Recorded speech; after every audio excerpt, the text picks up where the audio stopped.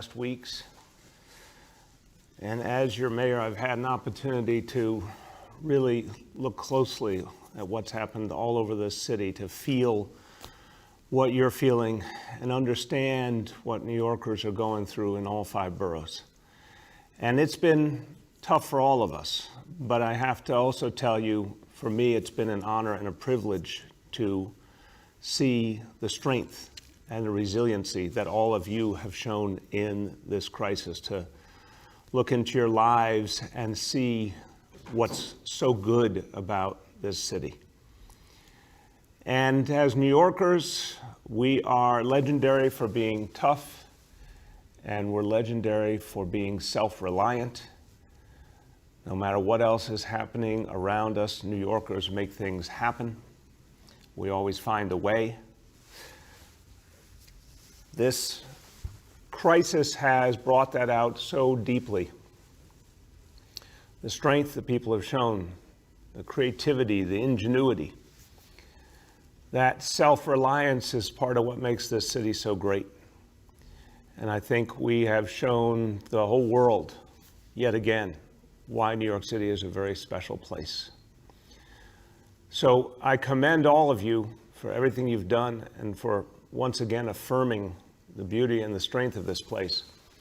But just because we prize self-reliance, it doesn't mean we should go it alone. It doesn't mean that we have all the solutions here. We need help, and that's only right when you think about a virus that came to us from overseas and unfortunately made us the epicenter of this national crisis. We need help. We need help to get back on our feet. We need help to restart and recover. We need help to be whole again. And we need help to be the leader that we have been for so long in this nation in terms of our economy, our cultural life, so many of the elements of New York City that are great and also benefit the entire country. So there's literally no such thing as a city that could possibly stand up against a pandemic alone. So for weeks and weeks now, my clear demand to everyone in Washington, D.C. is understand what Washington needs to see, understand what New York City is going through, understand the fight that's happening here, come to the aid of New York City so that we can be strong again, so that we can be the leader we have always been, helping this entire nation. What we have needed is a clear commitment from the federal government for a massive stimulus plan that would put us back on our feet and make us strong for the future. And finally, we see the beginning of such a plan. Finally, we see a step forward in Washington that really responds to what all of us have experienced over these last 2 or 3 months and all that we've gone through. Finally, we see the beginning of an answer in Washington, D.C. This is the biggest healthcare crisis, the greatest challenge that we've faced in terms of healthcare in a century, in this city, in this nation, the biggest economic crisis since the Great Depression, and they're both happening at once. So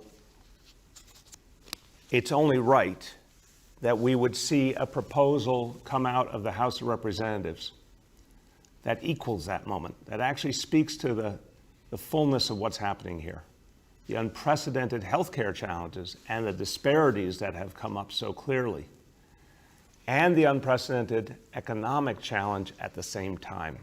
And it's scary to think about, but even compared to the Great Depression, and I always say, I remember so clearly the stories of the Great Depression from my older relatives and how vivid they were and how much pain they went through and how much I related as I heard their stories to what it must have been like to see your world turned upside down. Well, even compared to the Great Depression, some of what we're seeing now is even worse, where the the hit that people have taken was even quicker, even deeper. The number of people unemployed, staggering in this city and this nation. It's happened so quickly, even faster than it did in the Great Depression. So it is right that the Congress and the President act at a level that actually fits this absolutely unprecedented moment in American history. They call it Stimulus 4. And what we have seen now proposed by the House of Representatives actually lives up to the moment. I want to thank Speaker Nancy Pelosi for her extraordinary leadership. We've had a series of conversations over the last few weeks, and she has been resolute and clear in understanding not just what New York City needed, but what cities and states all over the country needed to truly get back on our feet. I want to thank leaders of the House of Representatives from New York, including the Appropriations Chair, Congressmember Nita Lowey, and one of the top members of the Democratic leadership in the House, Congressmember Hakeem Jeffries. Both of them played an absolutely crucial role in bringing this proposal forward, as did all the members of the New York City House delegation who fought hard for us. So let's talk about this proposal coming out of the House of Representatives, because it really will be the game changer we need. First of all, in terms of the impact on New York City, and this is over 2 years, and it really defines clearly what we need to be strong again. $17 billion in aid directly to New York City over 2 years. $34 billion in direct aid to the state of New York. Now, I think everyone knows this, but I want to put a point on it. The city, we've already taken a massive hit in every way, the human toll first and foremost, and what families have gone through, the pain, the suffering, and it's continuing right now. The economic impact, the number of people who don't have a livelihood, the number of people who don't know where their next meal's coming from, that's what matters most, the human reality that we're facing. But on top of that, the city government that's here to serve all of you, to make your lives better, to take care of you, we've taken a huge financial hit, and it only gets worse all the time. So to stabilize this city government, to make sure that we can pay the bills and keep our public servants at the front line doing the great work they do, and build for a future when our economy actually comes back strong, we need to think about the year, this year, the next year. We have to think several years ahead. And this plan, by providing $17 billion, actually gives us the ability to move forward. But then there's the state piece. Because remember, the city depends on the state for so much support in many, many areas. Education is a great example, but there's many others where state funding, directly state funding that comes via the state but from the federal government, we need that state funding to be consistent, to be able to do everything that people expect us to do every single day in this city. The state's been going through a horrible economic crisis too. The state's been taking a huge hit on its budget. If the state of New York isn't whole, then the city of New York can't be whole. So that $34 billion for the state of New York, a huge step to making the state whole so that we can be protected as well, so that everyone gets served. The overall package, $500 billion in aid to states, $375 billion in direct aid to localities. This is exactly the kind of assistance that we need to get able to move forward again. Now, there are also specialized elements of funding of this, and it's so important. For the entire country, $10 billion increase in food stamps, the SNAP program, and we see already how many people are going hungry because of this economic crisis. I want to remind you, our estimate was before COVID-19, 1 million or more New Yorkers were food insecure. That means they were hungry some part of the year. Now we think that number is 2 million or more. So it's doubled in the course of 10 weeks. That's the magnitude of this crisis. That direct food aid from the federal government through the SNAP benefits is crucial. and more will be available to New Yorkers because of this new national allotment. Housing. I've said that we have 4 pillars of everything we're doing right now: protecting your health, protecting your safety, making sure you have a roof over your head, and food on the table. Housing continues to be a struggle always for New Yorkers, affordable housing, and that becomes even more true in the midst of a financial crisis, an economic crisis. This legislation would add $4 billion nationally for the Section 8 program, Section 8 vouchers that help people afford housing, one of the most successful affordable housing programs. $4 billion nationally, that would unquestionably help New York as a piece of that. And then transit. We all know the city depends on public transit. We all know the MTA's taken a huge hit. All transit's taken a huge hit. This plan would have almost $16 billion in national grants for mass transit. Again, this is something where we expect New York City and New York State to benefit very specifically and help us come back in the area of transit that we depend on. So that's some of the big picture impact. Again, all of it actually responding to the magnitude of the problem. But also let's talk about our heroes. Let's talk about those who have served us so well, the healthcare heroes, the first responders, the essential workers who have sustained us during this crisis. The bill includes federal benefits for first responders, for those we've lost in the line of duty related to COVID-19. We, of course, want to make sure that every public servant lost in the line of duty is covered, and not just first responders, but we're very, very appreciative that this action would take us a big step in the right direction, starting with our first responders. And then the Heroes Fund. This is a crucial piece of this package to recognize those who have given so much on the front line, who work through this crisis no matter what. Listen to this, because this is, again, something that actually speaks to the moment in a meaningful way. $200 billion nationally to establish hazard pay for essential workers and their survivors. This is something that people who are working right now, who have fought through this crisis, they deserve, and it's coming from the place that can actually manage to do it on a vast scale, the federal government. So I have been, for months now, saying this is the kind of help we need. And again, Speaker Pelosi heard, she listened, and she heard what New York City was going through. And she heard what other cities and states were going through. And she, with Chair Lowy and with Congressmember Jeffries and all the congressional delegation, crafted a stimulus plan that actually spoke to our reality.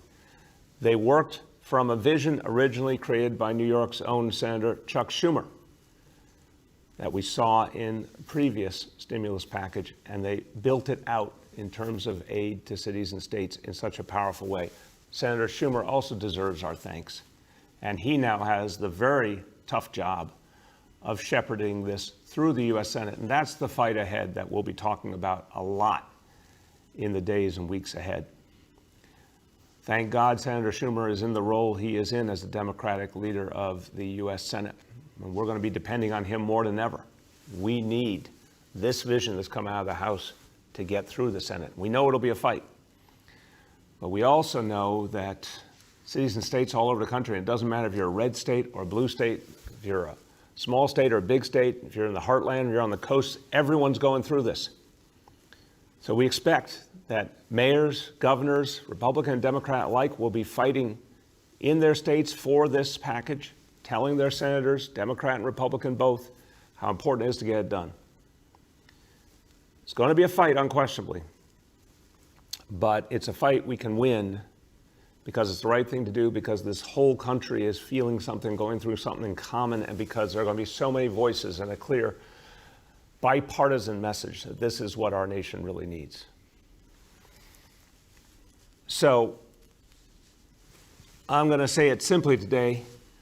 The difference maker right now, person who could make all the difference and ensure that this plan gets through the way it is, the way that would actually help us to fully get back on our feet, is obviously the President of the United States. And I'll say it simply today. Mr. President, we're looking to you. Your hometown's looking to you, and cities and states all over the country. And again, we're not red America or blue America at this moment. We're one America trying together to recover. We need you. You say the word, and the U.S. Senate will follow. It's as simple as that. Okay, so that fight will proceed in the days and weeks ahead. But right now, we're engaged in a fight, an urgent fight, this very minute. And this involves our children and protecting our children. And we all remember that the whole trajectory of this horrible disease that we've faced, coronavirus, when it first hit here, we saw the horrible toll it took on the oldest New Yorkers, the horrible toll it took on people with pre-existing conditions. But for a long time, thank God, we saw very little impact on our children. Now we see something different that we did not see in the beginning, and the entire medical community is coming together to answer this challenge, and we take it very, very seriously. And I want everyone to take it seriously. I'm going to keep saying to parents and family members, I need you to be vigilant to protect your children, all our children, because your vigilance will make all the difference in this crisis.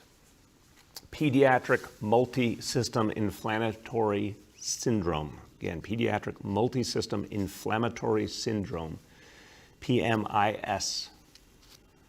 We're going to keep updating you on it as we get more information. So first, the number of children affected in New York City. We now have 82 confirmed cases. This number has gone up consistently in recent days from a point where we had literally no acknowledgement of this problem because healthcare professionals weren't seeing it even just a few weeks ago, to now 82 confirmed cases. 53 of these cases have either tested positive for COVID-19 or had COVID-19 antibodies. Now, a few days ago, we lost a child. It's the first time we saw a child die from this horrible syndrome. And we all have to work together, hoping and praying that there will not be another child lost and that we can save every child going forward. But again, that vigilance is crucial. It's crucial in the whole healthcare system, which is why our health commissioner issued an alert to all healthcare providers to immediately both look for these symptoms in children and act on them, but also report any and all activity to the health department so we could understand better how to fight back this problem.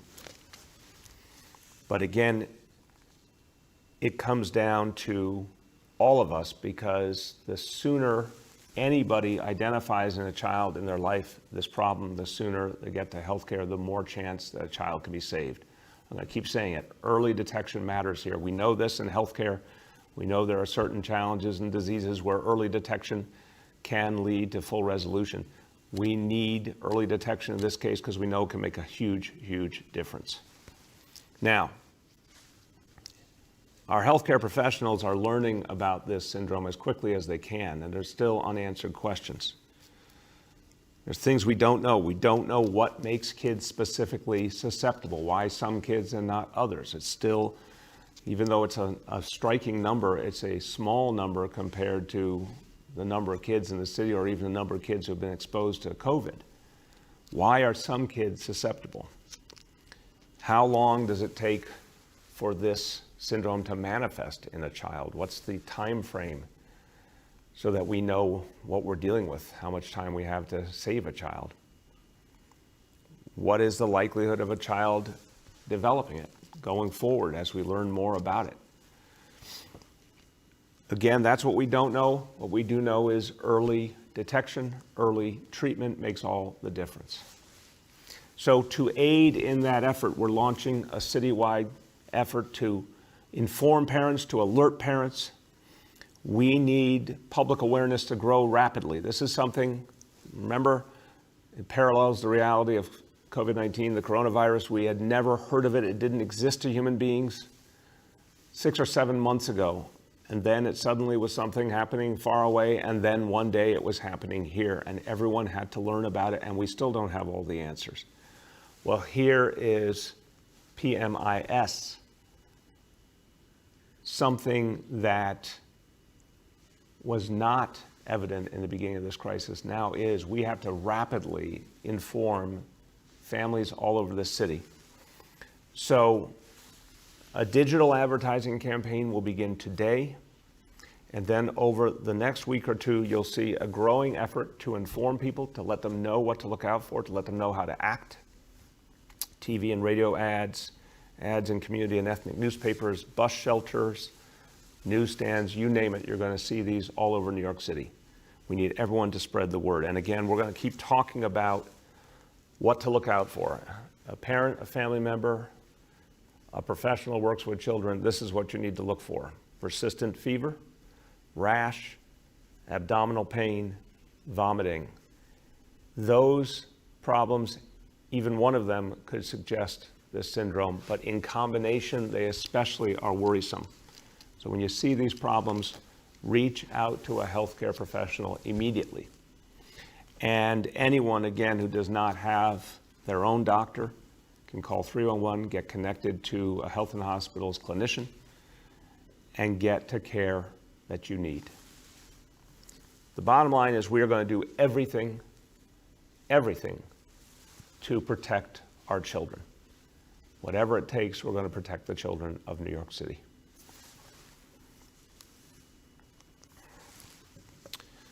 Well, it all comes back to, when it comes to protecting people, protecting our health, it all comes back to deepening our efforts to reduce this disease with the things that are working. Social distancing is working, shelter in place is working, face coverings are working. We see it every day. We see the facts, we see the evidence. We want to make it easier for people to socially distance, particularly as the warmer weather comes on. And the Open Streets initiative is helping us to do that. We've been working with the City Council, NYPD, DOT, a real joint effort to keep building out the Open Streets vision. So to date, we announced several waves of open streets opening up, total of over 9 miles. By tomorrow, we will double that total. 12 miles more of open streets will be opening tomorrow, Thursday. And this will be different types of open streets. It'll be streets managed by local partners like business improvement districts, streets supported by local precincts, where the precincts will figure out a plan with community members to make sure the open streets are protected and that there's presence to make sure people are safe. And then protected bike lanes. So we've got a lot of partners in this, and we're going to be showing you on the screen different places that they'll be and different people who have been partners and organizations. But let me take the opportunity now to thank all of our partners. The business improvement districts, they've really stepped up here. I want to thank all the bids involved. You do so much good for your communities. Here's a time in the middle of this crisis where you found a new way to do something that really helps give people a new option and help protect people. Thank you to all the business improvement districts, to all the local alliances that do so much for their neighborhoods, to the local businesses that have stepped up and said, we want to be part of the solution in our community, and we'll put time and energy into creating something safe and something helpful for the neighborhood. So the local partner streets will be adding 1.3 miles of open streets in Queens, Brooklyn, and Manhattan. All will open tomorrow. Now, I mentioned police precincts are getting involved, working with community members, making sure that open streets are available to people but are also safe. Precincts are working together with community partners to add 7.6 miles of open streets, and that will be in the Bronx, Queens, Brooklyn, and Manhattan, all opening tomorrow. And then, again, that mileage, 7.6 miles. Then streets adjacent to parks. This is something that's very important, particularly as the weather gets warmer. People are gravitating to parks. We want to make sure there's ample space so there isn't crowding. We'll be adding 2.8 miles of streets around parks. This will be in Brooklyn, Manhattan, Queens, and Staten Island, all opening tomorrow. And then protected bike lanes. This is important. Obviously, many, many New Yorkers are choosing to use bicycles to get around more than ever as part of their everyday life. Many are using bicycles, of course, for exercise at this moment where people are looking for the right way to get exercise and the safe way to get exercise. We're adding 9.2 miles of protected bike lanes in Brooklyn, Queens, and Manhattan. The timing will be starting tomorrow, the bike lane on Broadway in Manhattan. The rest will be phased in the remaining days of this month. And that's what we're announcing today. More will be added as we go along. Okay, now, when we gather every morning, we talk about so many things that are specific responses to the coronavirus, specific changes we're making, specific ways we're adapting.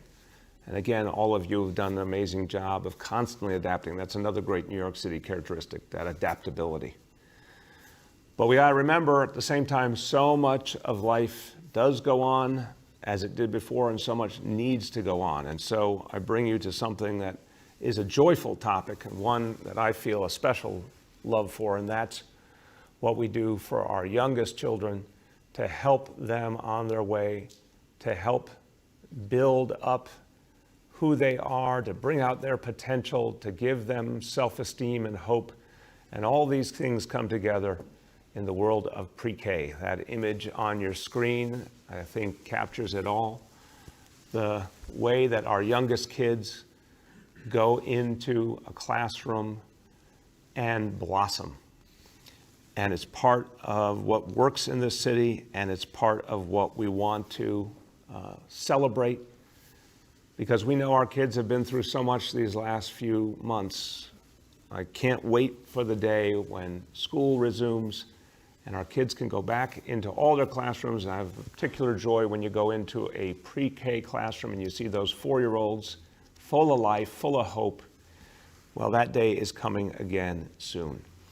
So the good news is that pre-K offers have been sent out to families of kids who will go into pre-K starting in September. We are preparing for the launch of the new school year. We're preparing to make it the strongest and best school year we've ever had in the history of this city. And it begins with our youngest kids in early childhood education. So, the update for you, 61,790 students offered pre-K seats. And very good news, we have a record number of families that received an offer that was their top choice. 77% of families got their top choice in these pre-K admissions. And then another record, 90% received an offer from one of their top 3 choices. So the pre-K program has been getting better and better each year. I want to thank everyone who's a part of the pre-K initiative. It's a labor of love for everyone involved. But this is a great example of progress, getting more and more families their top choice or one of their top choices. Now, that's good news. One thing that's not as good news, it's not surprising though, is the number of applications were lower this year than in recent years. And that is not shocking given that there's been an overlap with the exact timing of this horrible crisis with the coronavirus that has thrown off the normal admissions process. So I want to remind all parents, all family members, it is not too late to apply. In fact, you still can apply for pre-K for your child. So if your child was born in 2016, all you have to do is go online, myschools.nyc, or call 311, and you can put an application in right away. There are still seats available. Every child, I guarantee it, every child benefits from pre-K. So if you haven't applied yet, please do for your child. Okay, a few more things. I talked about the hope and the joy I feel when I think about our pre-K kids. Well, when you talk about hope, You think about faith, you think about our extraordinary faith-based communities in this city. And I cannot say enough, I cannot praise enough the faith leaders of this city, of all faiths, who came together. This is a kind of consensus, a kind of unanimity that you could rarely find anywhere in the world, but here in this beautiful city, people of all faiths came together and their leaders did something extraordinary and said, in common, it won't be easy. It will be painful in many ways for people not to have their normal faith services. It was particularly painful around the holidays, the major moments each year that have occurred in so many faiths just in the time of the coronavirus. But our faith leaders did it. They said, look, there is nothing more important than saving lives, and we will take the lead. And they did the tough thing, and they said, we can't have our services until this crisis is over. And what they did was heroic, and what they did changed the history of the city for the better, because their leadership helped us to move into this time of shelter in place and social distancing so effectively, so well. I had the real honor last night of calling together faith leaders of every tradition as part of our advisory council from faith communities, hearing their concerns, hearing their ideas, hearing their commitment to this city. And it was a fantastic exchange and a very life-affirming exchange and a reminder of the extraordinary role our faith communities play in this city, and particularly the strength that these leaders have shown in this crisis. So I just want to thank and commend all the faith leaders of New York City. Special thanks to those who are serving on our advisory council to help us figure out how we restart the city, how we create a fair recovery, how we address the material and spiritual needs of the people of this city, how we do things at the right time to keep people safe. A very, very powerful discussion and a very tangible discussion. So many of the faith leaders are concerned to make sure members of their congregations get the food they need, and they're partnering with us. And they've always partnered with us in so many things, including helping homeless New Yorkers and so many other people in need.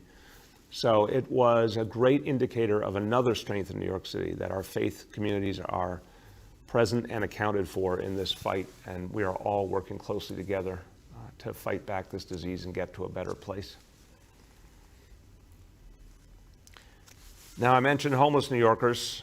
I want to keep updating you on the efforts to reach homeless New Yorkers related to this new plan to clean the subways each night and amplify the opportunities for our homeless outreach workers to reach homeless people and get them to safety and get them to a better life.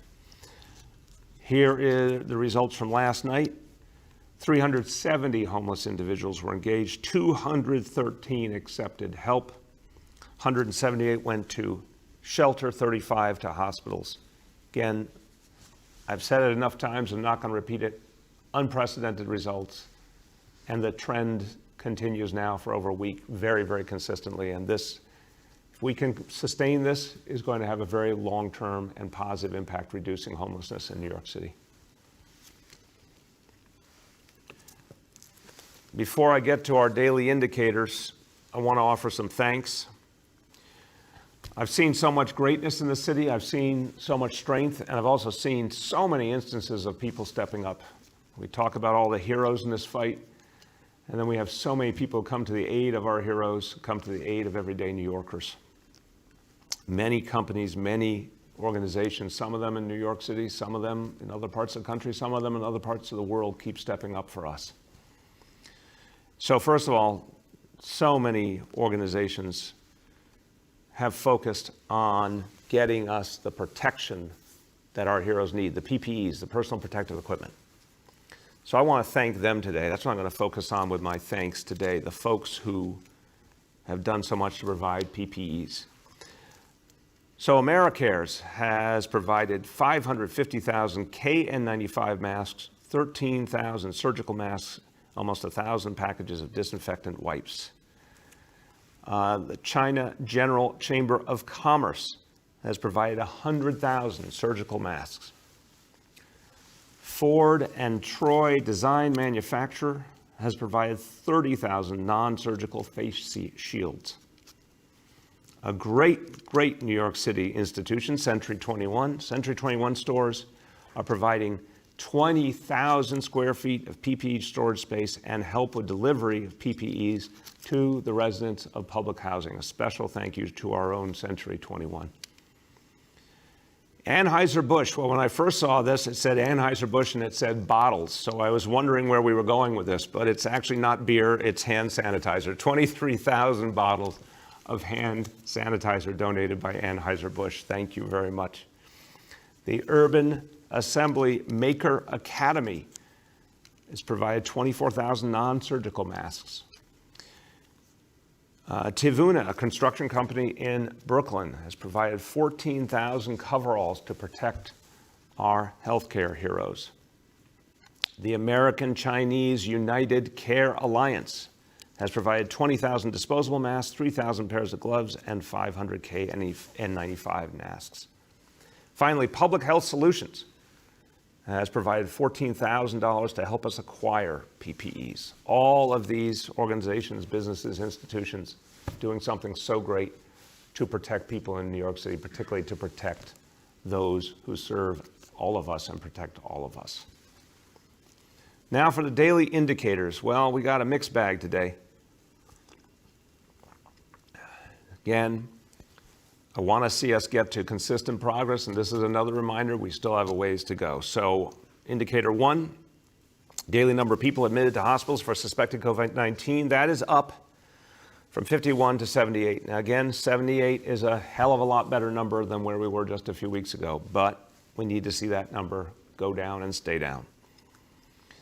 Daily number of people in ICUs in our public hospitals for suspected COVID-19. That is up. It's up by a small amount, 550 to 561, but still up. And again, that base number is higher than we want it to be. That means actual people fighting for their lives in ICUs. So again, an area where we have to keep doing better.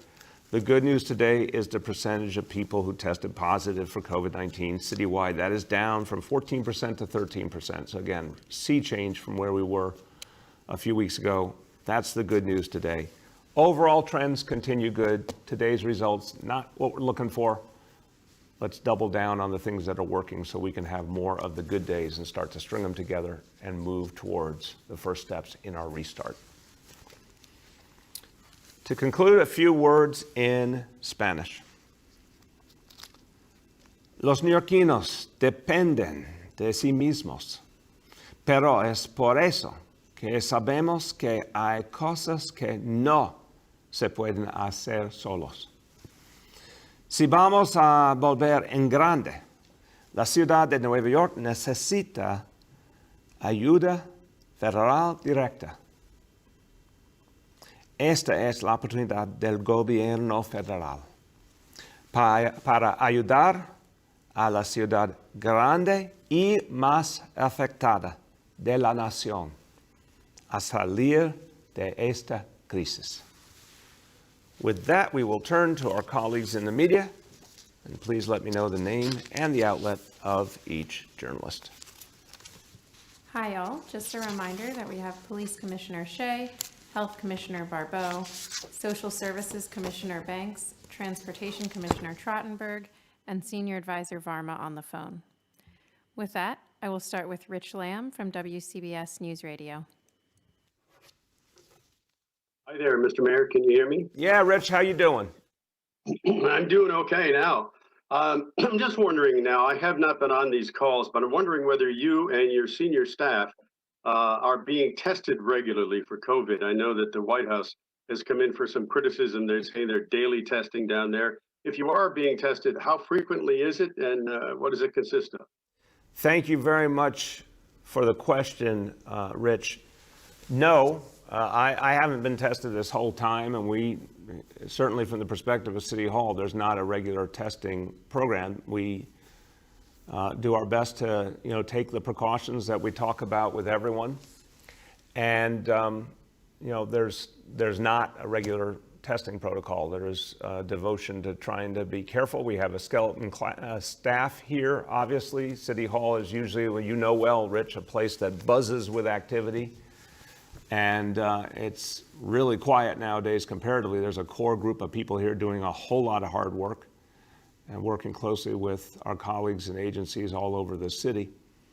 But no, there has not been a need for testing on any greater level.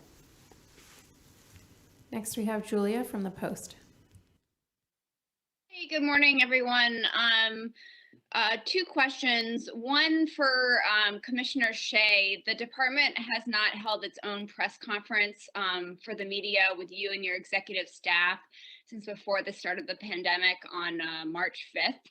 I'm wondering why hasn't the department made itself available for questions about crime and other topics, especially considering the recent rash of videos, disparities in social distancing enforcement. And, you know, reporters can come on this call who cover the NYPD, but they often don't get their questions in. And then another crime-related question, more than 100 inmates cut loose from incarceration on Rikers over the coronavirus concerns in late March have had run-ins with the law since being released. Looking for a reaction to that and any concerns from the mayor or the commissioner. I'll start, Julia. Thank you for the questions. On the first point, I think it's fair to say that business as usual has not been the way we're doing things since this crisis escalated. And so our focus has been on addressing the issues related to the coronavirus, and this has been the main venue, and obviously we're doing this the vast majority of days of the week. Over time, we're certainly going to be reestablishing some of our previous habits. So one thing we did every month was to go over crime statistics, and we'll certainly reestablish that at the first available opportunity. But we know that overwhelmingly we've seen the challenge we face, of course, being first and foremost the coronavirus.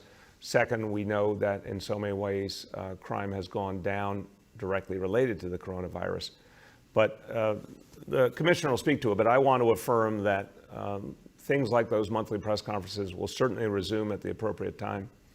And many other things we used to do will resume, but right now we've been doing everything through this crisis mode. On the question of the releases from our jail system, again, I think this was an example of New York City leading in a crisis situation. The fact that we had to do something from a perspective, a humanitarian perspective, a healthcare perspective, working with the leadership at Correctional Health, deciding what was the right way to keep people safe in our correctional system, the people who work there, the people who are inmates there. And the plan was put together on the basis of specific health challenges and dangers, and of course, referencing what kind of offense people had committed.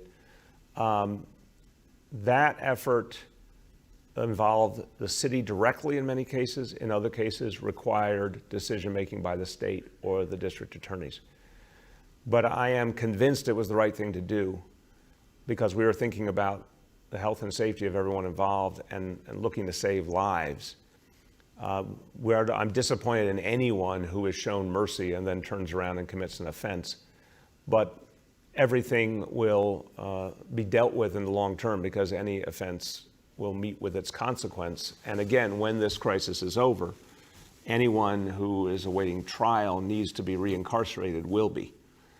So this was the right approach, but again, I am absolutely disappointed when anyone doesn't act in the spirit consistent with the mercy they were shown. With that, I'll turn to the commissioner. Hey, Julia, how are you? Thank you for the question. You're right. I mean, we've certainly curtailed our press conferences over the last couple months intentionally, you know, due to this pandemic. But I would just point out that, you know, although we have a DCPI that, like the rest of the department, is running a little bit of a skeleton crew, we're certainly fielding questions on a daily basis, incoming and outgoing, trying to be as responsive as possible. We've been doing a lot more, I think, pushing information out on social media. We've been doing live social media where there's questions that are coming in and we try to address anything there. And in terms of the crime statistics, I think the mayor hit it on the head that, you know, I think we've through a number of outlets put out and through these very press conferences, the fact that crime has been pretty significantly down in the early stages of this pandemic. We're starting to see some concerns recently, but we've put all of these statistics out, including the end of the month for April, through a press release. So I think we're covering most bases here. There's no plan immediately right now to jump back into the quote-unquote routine end-of-month press conferences. We had a stand-up this week with that terrible incident in Staten Island, but that would be probably the exception rather than the norm at this point, just erring on the side of caution, and we'll use other means to get the word out. Regarding the releases from Rikers, look, I've said a number of times, whether it's releases from Rikers Island or, you know, we have a serious concerns recently with parole. I mean, we're seeing that core issue that we've seen for a number of years, that, you know, 8.6 million people, and most of them commit absolutely no crime, but we have a core group of people that unfortunately do commit a disproportionate amount of crime, and it's usually a challenge to keep that under check and to do it as efficiently as possible, being fair, et cetera. But, you know, we'll get a handle on it. You know, we'll be fluid and adapt to changing conditions as more people start coming out. You know, we'll probably see crime rates ebb and flow in different areas, and we'll be ready to respond accordingly. Next, we have Al Jones from 1010 Wins. Good morning, Mr. Mayor. How are you doing? Good. How you doing? Oh, getting by. This has to do with schools in the fall. You know, Dr. Fauci kind of ruled out any possibility of a vaccine or treatment. So with all the unknowns about COVID-19 and the inflammatory syndrome, how can schools safely open in the fall? How do you convince parents that their kids can go to school every day and that it's safe? Because it seems like short of testing every kid every day, I don't know how the schools could be considered safe. Well, I appreciate the question. And look, my kids went to the New York City public schools, and I think like a parent all the time, and I can immediately empathize with the concerns that parents are going to have as we prepare for school.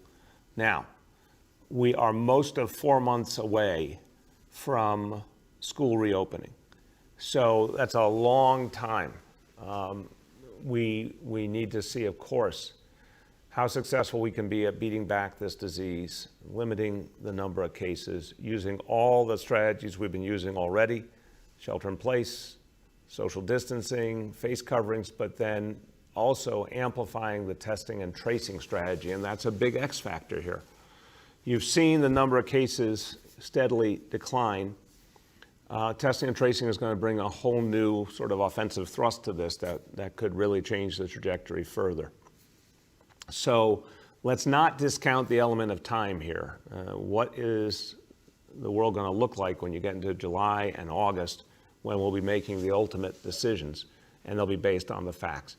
We do anticipate more and more testing in general and specifically focused on schools, and lots of methodologies for keeping people safe, the cleaning regimens, for example. And we're going to have a plan A, which is to open the schools fully as normal. And then, as I've said, and the chancellor said, we'll have plans B, C, D, different types of options if we don't feel it's safe to open schools fully. But for now, with this much lead time, my goal is a full reopening with any number of protections in place to give confidence to parents and give confidence to educators and everyone who works in schools. That's what we're planning on. That's what we're going for. But it will all be about the facts and, you know, the proof of what we can do. That's what's going to determine the final decision. Next, we have Deborah Lee from Manhattan Times and Bronx Free Press. Good morning, everyone.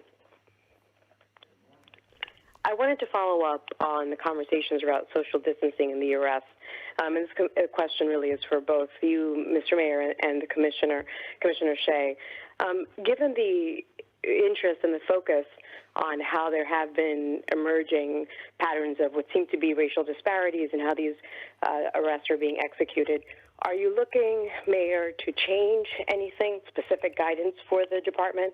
And for that matter, would you consider appointing a social distancing czar or someone on that level that would actually focus wholly on this as we continue to sort of go into the summer and perhaps risk more and more of these kinds of arrests? Someone specifically focused on this kind of policy when you're looking at policing specifically, particularly as you're talking about a more just recovery for all communities. Secondly, and related, you haven't spoken about former Commissioner James O'Neill in some time. I know that he was plugged into the pipeline for supplies and for materials that were coming directly into the response, the medical response. Would he be someone you'd consider for this kind of post if you were to consider it to begin with? And secondly, what is he doing these days as we talk about the city and its recovery process? Thank you, Deborah Lee. First of all, Jimmy O'Neill, boy, what an amazing positive story of, just when we needed help, he showed up at just the right time. And remember, in his day job working for Visa, he was based on the West Coast. And when the crisis hit, he relocated back here and then stepped forward to volunteer. And he and the team he put together, working with our colleagues at Emergency Management, did a fantastic job improving the distribution of PPEs and supplies and equipment and making sure they were distributed more effectively and consistently.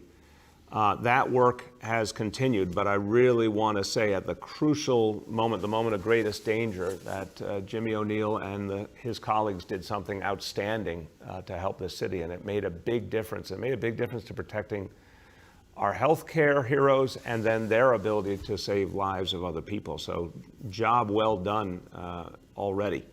That work still needs to be completed because we're not entirely out of the woods by any measure.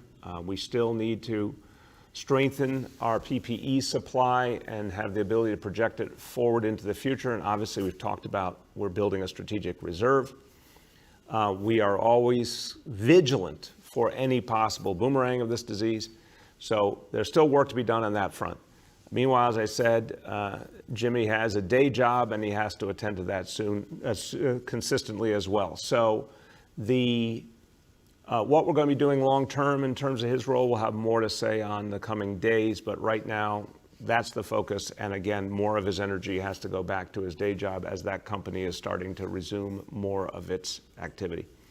On your first question, and then I'll bring in the commissioner. Look, again, we need to recognize that getting social distancing right, ensuring there are not large gatherings and gatherings where people don't observe social distancing, this is crucial to protecting people's health and saving lives. So all the other considerations that have been raised are obviously tremendously important, but I keep coming back to job one is to save lives. And having the NYPD there as part of that plan, as part of the enforcement when needed, is crucial, and that's not going to change. Now, that said, the NYPD has really very rarely had to enforce. When you really look at the facts, again, on summonses, fewer than 10 a day for the whole city. So I'm sorry, people keep raising the question. I keep saying you've got to look at it in perspective. If it's fewer than 10 a day for the whole city during this crisis, that is light touch to say the least. But it's very important that people understand if they don't observe these rules that summons is something we will use when needed, because there has to be consequences here. Again, arrest, as you look at more and more of the details, very, very rarely utilized, and typically for other extenuating reasons. The commissioner can speak to that. So the restraint has been there, and it will continue to be there. As we go forward, I mean, we have not honestly thought about the notion of a social distancing czar. It's an interesting idea. I would only argue as we think about it that let's not undercount what New Yorkers have done, Deborah Lee, that, without generally needing a lot of enforcement, they really have done an outstanding job of following these rules I know people think it will get harder in the warmer months. I think that's fair. But I also think the impulse here, people want to do the right thing. They want to protect themselves and their family. They want to get back to normal. They don't want to contribute to the spread of this disease. I think people are pretty locked on now about why this matters and why they need to stick with it. So that's an interesting suggestion. We'll certainly consider that. But right now, I think the goal is more and more education, more and more presence out in communities.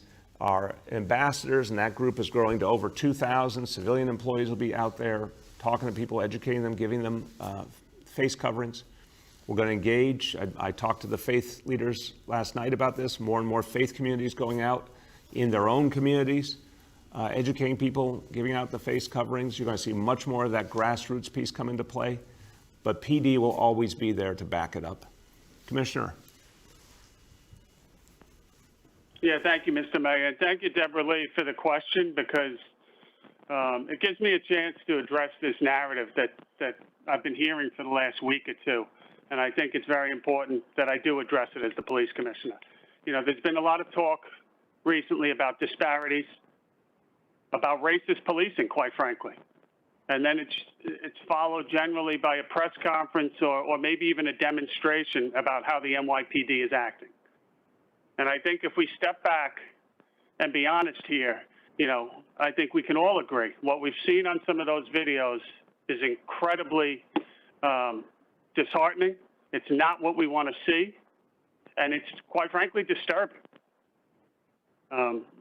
When you have a situation, if the police is wrong in an instance, whether it's on one of these videos or not, there has to be accountability. I think there has to be transparency.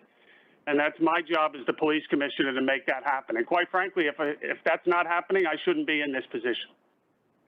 We also have to recognize that police officers are human. They are you, and they make mistakes. They're not infallible. So that's the backdrop. But I will push back strongly on any notion that this is business as usual for the NYPD or that this is quote unquote racist policing. I think this could not be anything further from the truth. Let's remember, we are a majority police department. Fact. We make fewer arrests than we ever have. Fact. We make fewer summonses issued, and that's whether it's in a pandemic or not in a pandemic. Our record over the last 6.5 years is there for anyone to see in how we police this city with the lightest possible touch. You can continue this discussion regarding civilian complaints, use of force, stops, firearms discharges. All of these things are either at or near historic lows. I don't think anyone would say that we're racist when we're delivering food to elderly victims that are shut up in their apartments, or when we're playing with kids and looking for having things to do in summer through parts of this great city, which is going on planning as we speak, or when we're visiting the victims of domestic violence, or when we're working with homeless or the mentally ill and bringing them to the hospital. Now back to disparities for a moment. We have issued a small number of summonses, even fewer arrests tied to COVID. Are they mostly to minority members of this city? Yes, they are, and I think you knew that answer before you asked the question. But no one is talking about the disparity of the last 10 homicide victims in New York City, and I think that should be spoken about. Or the victims of robberies across this city. Disparities exist in every facet of life, not just in New York City, but in this country. And it's rooted in much deeper issues than the New York City Police Department. So I would urge caution to everyone now to honestly, before a press conference is held on a 10-second video of a street brawl in the middle of the day in Brooklyn, in broad daylight, by the way, before it's turned into an agenda for press conference, it is dangerous. And I will repeat what I said, I think it was back in January, where words matter. We saw this in December of 2014 with Officer Ramos and Lou. We saw this with Minnesota's Familia. We saw it this January where 2 cops were almost assassinated sitting in a police car in the Bronx. And then the next day, a madman walked into a police precinct and tried to shoot more cops. And now in the last week, we have had death threats on police officers in New York City and their families. Over 10-second videos where the police officers are dealing with individuals that, quite frankly, fight not with the police department, they fight with everyone. They fight with their significant others. They fight when they go to court. They have open gun cases. They are gang members, and we expect our police officers to do the best they can. That is exactly what they are doing. So I would, again, urge caution. Accountability is what we must have from this police department. And I, as the police commissioner, will not stand for excessive force, nor will I stand and defend indefensible actions. But I will also not have my police department called a racist police department. Thank you very much. Thank you, Commissioner. I'm very happy that you shared your feelings with everyone and put everything in perspective there. I think you laid out the big picture that people needed to hear. And I hope everyone, as they're considering these issues, and they're very, very real issues, you made a point there about the history that hangs over us. There's a history of institutional and structural racism that afflicts this city and this country still. We have to weed it out in every way. And as Deborah Lee said, how does this all fit with a fair recovery? We have to continue to improve policing in this city as part of a fair recovery. We've got a lot more to do. But it is also really important to recognize the distance that we have already traveled and the changes that we have made. And the fact that we have made those changes is proof that we can make more changes. So, Commissioner, thank you very much for your comments. Next, we have Mark Morales from CNN. Hi, everybody. How you doing today? Good, Mark. How you doing? Good, good. So I had a question I was hoping that you and Commissioner Shea could respond to this. The first was regarding line of duty designation. I know that a lot of the members of the FDNY and NYPD have been asking in different scenarios about this designation. And I know that this ends up becoming a legislative issue up in Albany. And there's an assemblyman working on this right now. And there's possibly a councilman who's working on this right now. But I wanted to get an opinion from you both first. And where do you stand on line of duty designation? Where should it go? Where, how quickly should it be implemented? That was the first one. And the second one was about reopening as it applies to policing. And at this point, there's more people coming out on the streets, but stores are still not open. Does policing change in any way with an expected ramp up of people heading outside, for instance? Okay, on the second part of your question, we'll turn to the commissioner, and I'll preface before that. But on this question on line of duty, look, we want to make sure that families are taken care of. And we want to honor those who have served valiantly in this crisis and honor their sacrifice to us. The legislation that came out yesterday was a major step in the right direction, with the federal government potentially, and obviously we have to see this get through the Senate and be signed by the president, but the federal government stepping up in terms of line of duty benefits. In a different area, but very important, the Heroes Fund as well. So we would need to see the maximum federal involvement in supporting line of duty families.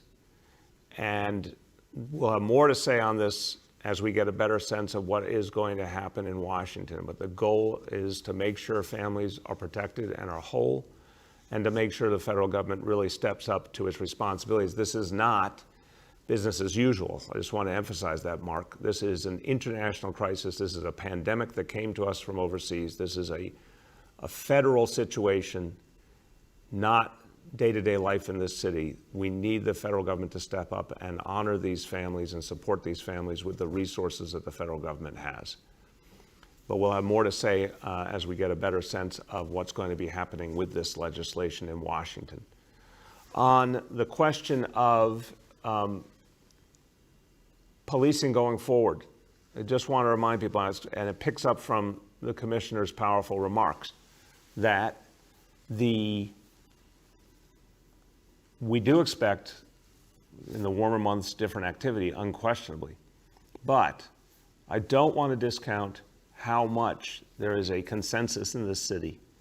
The vast majority of people understand why social distancing matters, why avoiding gatherings matter, why face coverings matter. You can see it with your own eyes. When all of you in the media report on something aberrant, which is the nature of the media reality, of course it gets attention. But then we have to remember all the times when the everyday is happening, and the everyday is that the vast majority of New Yorkers have already adapted. And yeah, in the warmer months, they'll come with its challenges, no doubt. But people know this is about their own safety, their family's safety. Everyone who wants to get back to work, everyone who wants to get back to normal knows that this is part of it now, of abiding by these rules. So I think you're going to see that as the main point. When people are convinced of something, it is more powerful than anything the government can say or do, or any form of policing, when people themselves are convinced of something. We always need enforcement as a fallback, but I do think the die is cast already in many ways. And we obviously have seen a reduction in crime, and that's very meaningful. But we will be ready for anything and everything going forward, but it all begins with continuing what has worked, which is the deep devotion to communication. The NYPD today, working with a neighborhood policing philosophy, is focused on communicating with communities and working with people. And notwithstanding some incidents that are very troubling, the vast majority, like we're talking about 99.9% of the interactions, are positive and the way we need them to be. And that's where we move forward with that devotion to communication and respect and working on a neighborhood level. Commissioner. Mr. Mayor, thanks for the question. We've lost 41 members of our family. We still have a number of people in the hospital, some that need your thoughts and prayers. That's a message to the public. I start every day, and I started this morning warning my executive staff and right down to the precinct commanders, to be resilient and continue to wear masks. We had a couple people in the last day that were admitted to the hospitals, which ticked up a little bit. We had been doing so well over the last month, so this is first and foremost on our mind. And regarding the line of duty designation, it is. I would echo what the mayor said in terms of this is you would liken this to really what you saw in 9/11 in some regards, where the sheer number of people affected. And I could tell you that just in the police department, we have uniform members affected. We have the majority are civilian members, each with different benefits. We have unpaid employees, auxiliary members that have lost their life during this terrible time. So their family's future is at the top of what we are concerned about, and we're working, having discussions with the union. This is paramount on the union's minds, I can tell you, rightfully so. And I think it's an evolving situation, but nothing to us is really more important than making sure that the families of those that suffer during this crisis are taken care of. Regarding the policing and whether it's social distancing or traditional crime, I think that, like many parts of the city, I would expect there to be changes after this, and it's something that's just evolving. We'll have to be very responsive and fluid in terms of our workforce being able to adapt to whether it's ridership coming back on the trains, to what level, businesses opening. We'll be ready for it. I can tell you that the men and women of the police department will be ready. Thankfully, on our uniform side, we are very close to our normal levels, if you will. So that's some very positive news. And we are literally monitoring whether it's 311 calls, 911 calls, crime reports, day by day. I could tell you that there's been a drop-off, for example, like in people visiting precinct station houses. But as the warmer weather comes out and as we move further into this, I think that things are gradually going to get a little bit closer to normal, and we'll be ready for whatever's thrown at us. Next, we have Henry from Bloomberg. Hello, Mr. Mayor. How are you doing? Good, Henry. How about you? How you doing? I'm good. I'd like to ask you a question about the schools and particularly about really young children.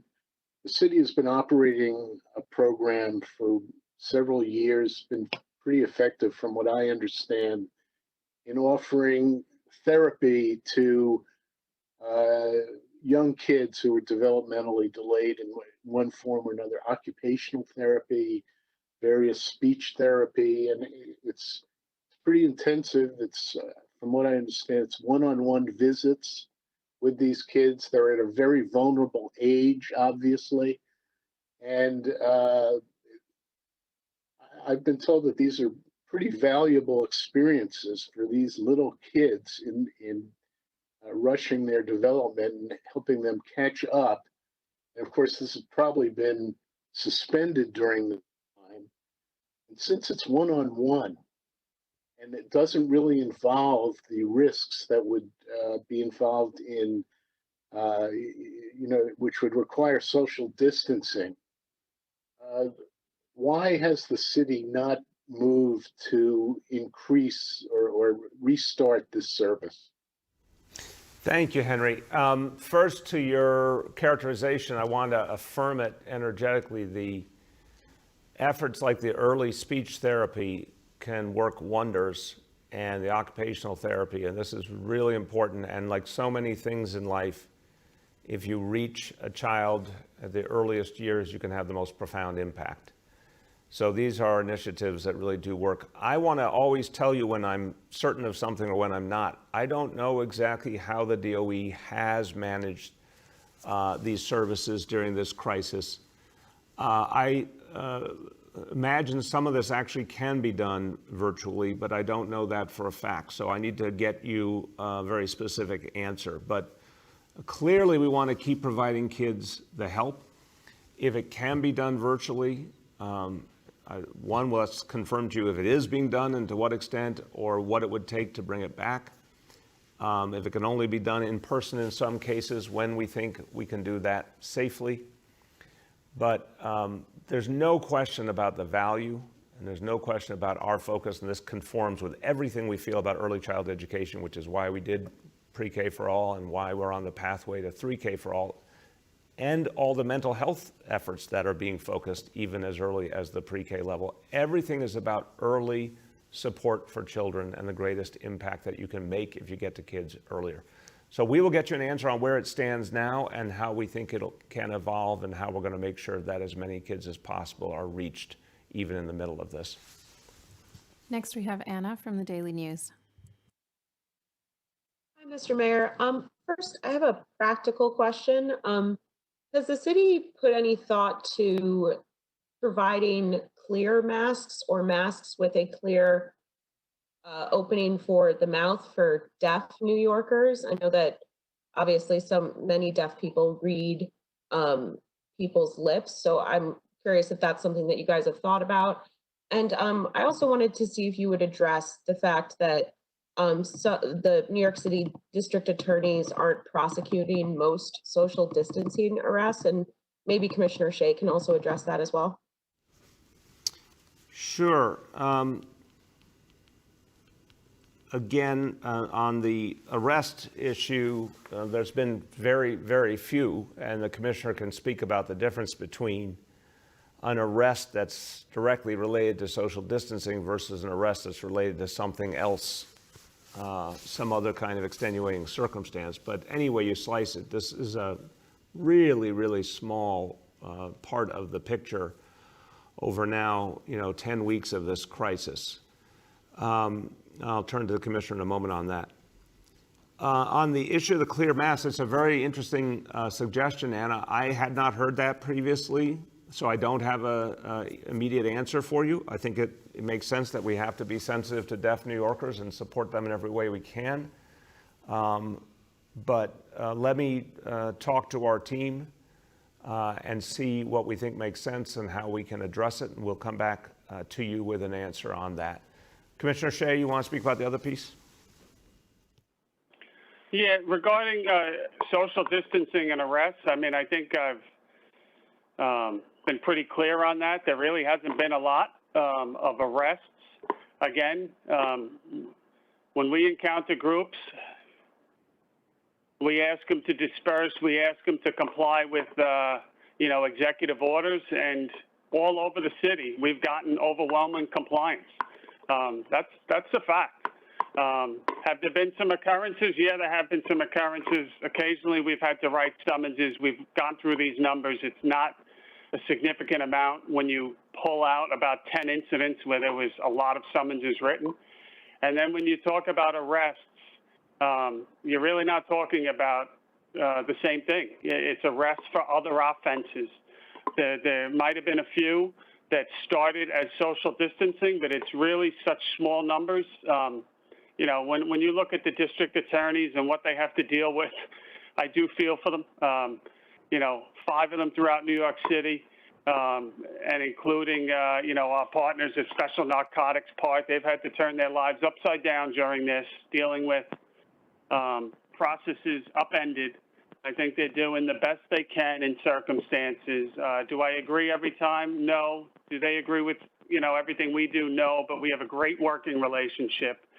If I was concerned about anything during this, it would be that small number of career criminals that are committing more serious crime like burglaries and things of that nature. And, and why I'm concerned about it is because it's additional victims. I mean, that's what it always comes down to with me, and trying to prevent people from being further victimized. But I think all in all, it's a tough situation. When you look at grand juries, when you look at court proceedings, when you look at what the whole city has had to deal with. And I think, we'll probably learn a lot from this and be better prepared next time, but I think everyone is doing the best they can. Next, we have Gersh from Streets Blog. Mr. Mayor, how are you doing? Good, Gersh. How you doing? Oh, 2 words, virtual schooling, but that's enough on that. Anyway, I got 2 quick questions on open streets. First is the 9.2 miles of protected bike lanes. Are those, because of budget cuts, the full list of what we're going to see the DOT be able to accomplish this year?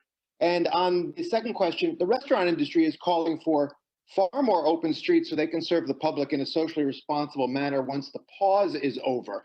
I know there's a city task force on this, but do you personally see a time when hundreds of miles of NYC streets could be taken away from drivers and for storing cars for socially distant dining? So on the bike lane issue, I'll turn to Commissioner Trottenberg in a moment. Again, everything's evolving, Gersh, to say the least. I think this will be the understatement of the year. Everything's evolving. Our budget situation is evolving. Obviously horrid right now, could be deeply positively affected by the stimulus, but we don't know what level the stimulus is going to reach, when it's going to happen. So huge number of question marks. We know the House proposal is exactly the right direction, but we don't know what happens next. So the budget side of the equation is a question mark. The health side of the equation is a question mark. Steady progress, but still a long way to go before we know what more we're going to be able to do when. So the commissioner can tell you the vision as of this moment, but I will preface by saying that there's a huge amount of unknowns here. On the open streets, look, I'm certainly intrigued, and I've begun to have this conversation with folks in the restaurant industry, intrigued at what we could do with more outdoor dining. We're not there yet in terms of figuring out what that means, how far we could go with it, when we could do it. But it is an appealing idea. It's an idea that may offer some real options. But I'm always going to be cautious in saying, I don't want to theorize and raise hopes unduly. I want us to really lock down step by step what we're going to be able to do to restart, when, how it affects each industry. But at least I can say it's a really interesting idea, because it stands to reason that if we could move more of that activity outdoors, it would be safer for everyone involved. Give us time to figure out, if we think that's workable and to what scale. Commissioner Trottenberg, you want to add on the bike lanes?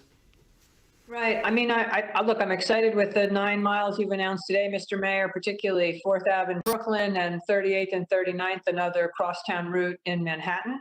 We would like to do more lane miles this year. We'll have to see working through that. And one of the requirements we have to work through, we have a council requirement. These bike lanes are temporary because we have to give the council a 90-day notice period before we can make any bike infrastructure permanent. Thank you. Next, we have Ashley from the New York Times. Good morning, everyone. I wanted to ask two, one for my colleague Jan Ransom, and one based on the NYPD data and the commissioner's remarks on this call. First, for the mayor or whomever can answer the question, how many people who went to the hospital while in DOC custody have died from COVID-19 within hours or days of their release from custody? We've become aware of 2 cases that are not included in the Rikers COVID death total, but we're wondering if there are more and if you're tracking that. And then the second question, first, a bit of context. I think part of the frustration with using the police to enforce social distancing is that it's a non-starter because that distrust that you put neighborhood policing in place to fix didn't suddenly disappear in the pandemic. And that same distrust is also an impediment to solving the shootings and murders that the commissioner mentioned earlier. And that's part of why the city has brought on the Cure Violence groups. So I'm wondering if the police commissioner can tell us how many shootings and murders this year have been solved with an arrest, and how the NYPD is tracking social distancing encounters and determining which summonses and arrests to include or exclude from your totals. Okay, let me start and then I'll pass to the Commissioner. Thank you for the questions, Ashley. On Department of Correction, which I want to make sure, I believe I heard DOC, since I want to make sure we're not mishearing here. DOC, Department of Corrections, right? Okay. That we're going to have to get back to you. We've tried to be very transparent about everything that's happened. Obviously, the strategic decision was to do a substantial number of releases. That number now is about 1,600. And as you know, the jail population is now down below 4,000 for the first time since the 1940s. So that was a humanitarian decision and a strategic decision to protect the lives of everyone in the correction system, the employees and the inmates alike. And I think that will prove to have been the right thing to do on so many levels. But in terms of anyone who passed away in DOC custody, we want to be absolutely transparent about that wherever that happened. And so we'll make sure to get you information today. If there's any outstanding questions, we'll resolve it.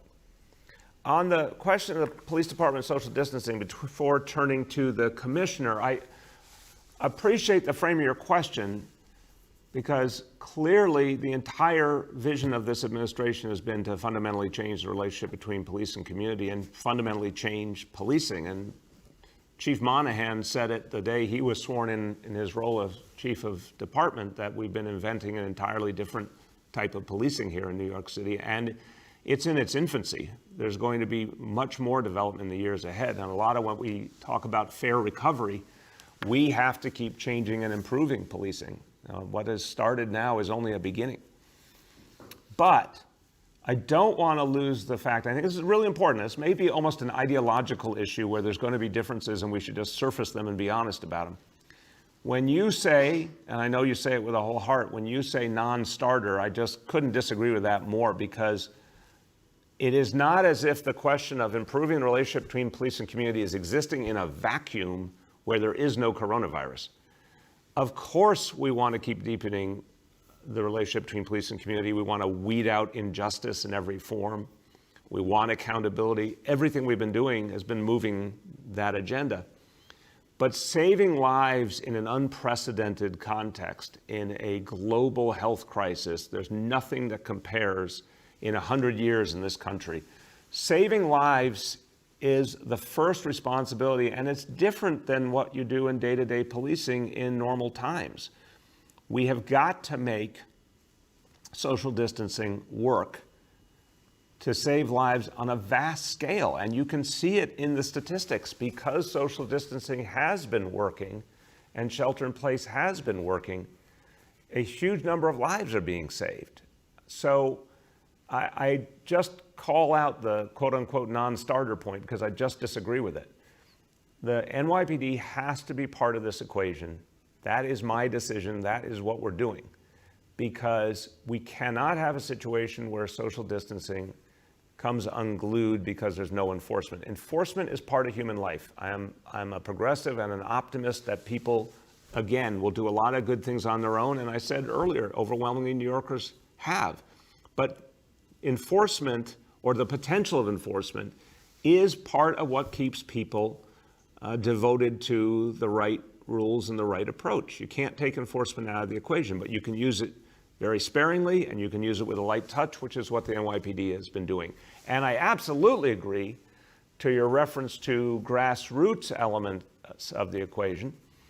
We are going to use more and more civilians. We are going to engage more and more faith communities and community organizations to be the front, the sort of leading edge of the effort to educate people and remind them and give them face coverings, with the PD only when necessary playing an enforcement role. But I'm not taking that enforcement role off the playing field because we have to save lives in this unprecedented moment. And finally, you can do enforcement in a smart, communicative, respectful way. And that's what happens the vast majority of the time. And the videos of these improper activities, which will be dealt with, are very much the exception, not the norm. Go ahead, Commissioner. Hey, Ashley, how you doing? Ashley, can you hear me? Yeah, she's there. You keep going. Yep. Okay, so, I mean, you bring up probably what I would say, Ashley, is one of the most important things that we think about every day in policing. And it speaks to neighborhood policing. It speaks to transparency. It speaks to the relationships and why we do what we do, and it's trust. And, you know, this is not unique to New York City. I think this is what police executives across this country talk about when they start talking about, you know, strategies and fighting crime and dealing with communities and having relationships. Everything is built upon a foundation of trust. And if you don't have it, you're in big trouble. And we recognize this. This is, again, what's behind what we've trying to do the last 6.5 years, and everything that I said before, and the quandary that we're in law enforcement, and I think this is well recognized, that you know, it's like a bank. You make deposits and you build up trust, but you can lose it awfully quick. And I don't think that that's a bad thing. That's just a fact. It's a reality, and we're aware of it. And it's why we work so hard and do what we do in all the facets of planning with this police department every day. And, you know, as one or two bad incidents or public incidents can really set you back, and it's the last thing that we want. And it's something that we're aware of. It's something that we work towards every day. You know, when we get to that place where we have, you know, the nirvana, if you will, of police and community working together, community viewing the police department not as the police department, but their police department. That's where we really get to where we want to be. And it's an ongoing process, and it's something that we are committed to. It's why we instituted neighborhood policing. It's why one of my big regrets with this pandemic, besides the obvious, is that, you know, the first week we had to cancel the implementation of our youth coordination officers. I still think that's the next big level of really making a difference in this city. And we had 200 youth officers in training, and we just couldn't go on. There's been a lot of changes, Ashley, in the last 2 months. People working out of positions, people picking up the pace, people filling in whether it's in detectives or police officers or executives for that matter. But no matter who is filling what role, the mission remains the same. It's keeping New Yorkers safe, doing it in the most fair manner to everyone, and moving forward and getting the heck out of this situation of this pandemic all together as quickly as possible. You asked about 5 questions there. The one that stuck in my head was the one about you mentioned shootings, I believe, or clearance rates. My language, not yours. I could tell you that on March 12th, we were up 23 shootings. We really had a drop in shootings towards the beginning to the middle of this pandemic. It's unfortunately started to climb a little, as you do have ebbs and flows. So we're now up 29, I believe, as of this morning. So it's a slight increase from the beginning. It's way too high because we don't want any increase. We want a decrease. But that's where we are with the shootings. And, our detectives are doing amazing work. They continue to work the cases. And I have no doubt that as time goes on, they'll continue to do what they've been doing for the last 5 or 6 years, identifying who's doing it and continue to drive the shooting and violence level down.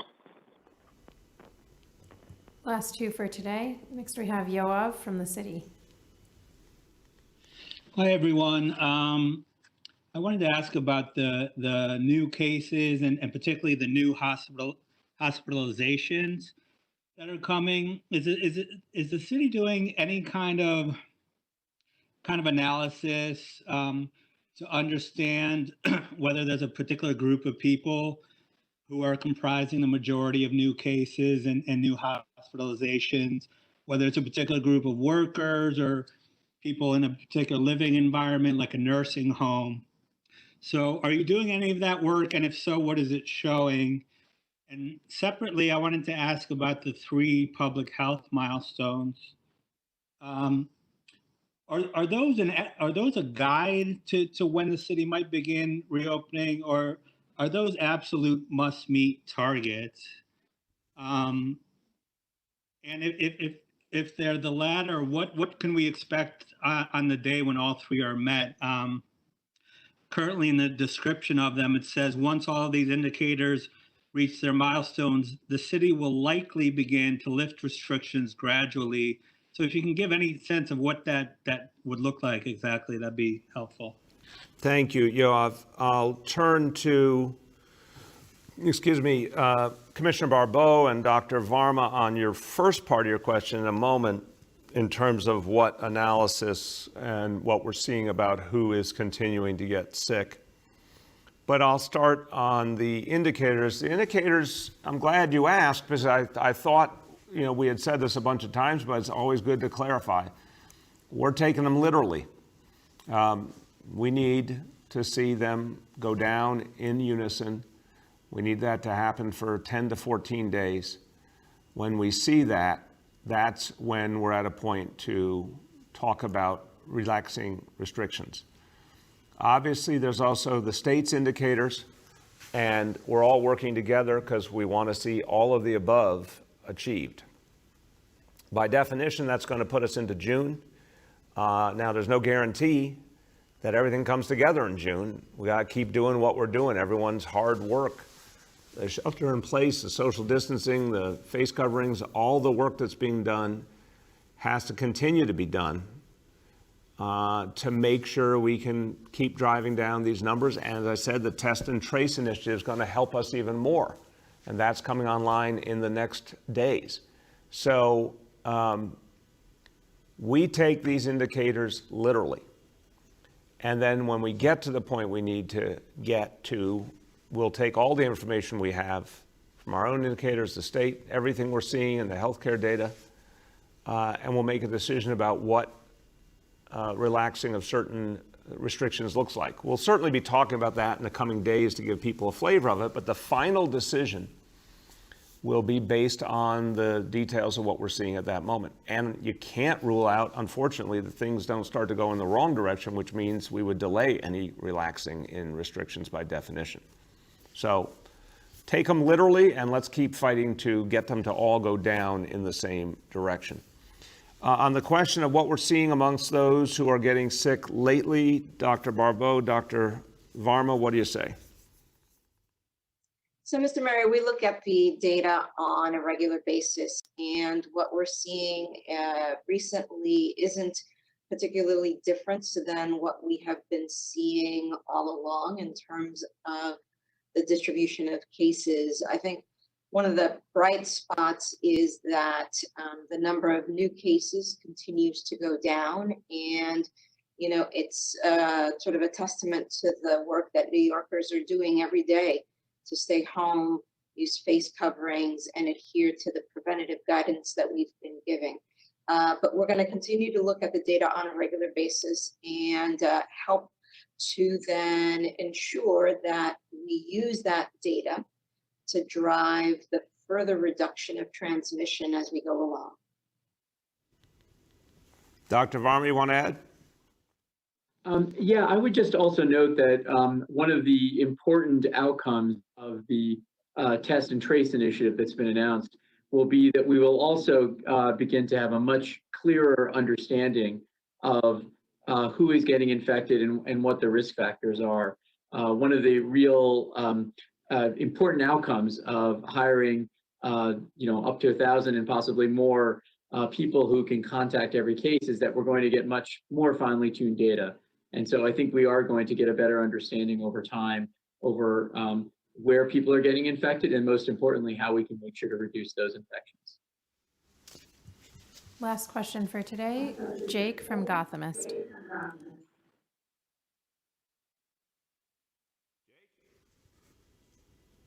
We could hear your voice echoing. Let's try. Are we sure we got Jake? Jake, are you there? I'm here. Can you hear me? Go ahead, Jake. Hello? Yeah, we can hear you, Jake. Can you hear me? You can hear me. Great. I can hear you now. Yep. So my question is for Commissioner Shea, who said a few minutes back that there has to be accountability and there has to be transparency. I'm wondering if Francisco Garcia, the officer who was seen beating a bystander and kneeling on his head, has been fired yet? If not, why not? And will the NYPD commit to sharing updates on all officers who are facing investigation for social distancing enforcement? My second question is, there are reports of an off-duty